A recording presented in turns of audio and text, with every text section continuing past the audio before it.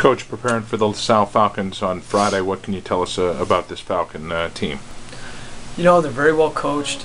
Coach Bowman kind of came out of retirement after spending roughly 15 years on the staff of Western Oregon University. Took a year off and is back in the fray, leading LaSalle, and is doing an outstanding job. They have some nice athletes. You know, they're quick up front. They have some size up front.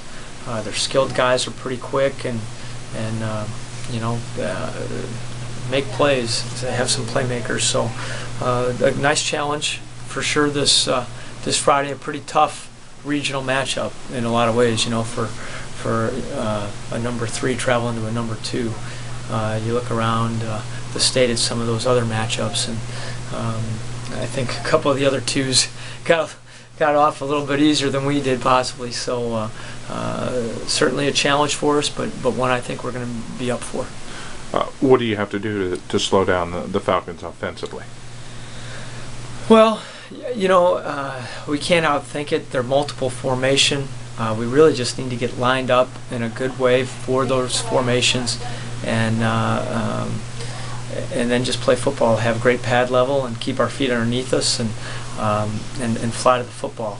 I think you know, kind of similar to what we did last weekend against Banks. To be honest with you, you know, you take away 3 plays.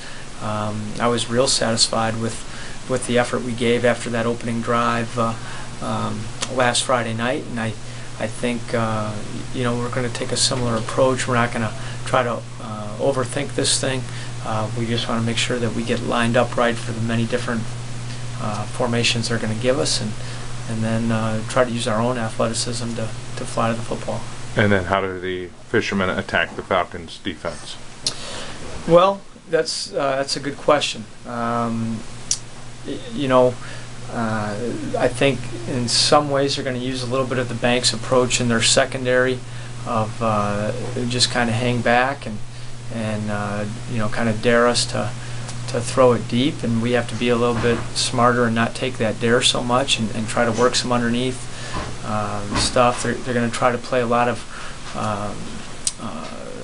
just what I would call a hard 2 versus you know, a 3 deep like we saw with Banks.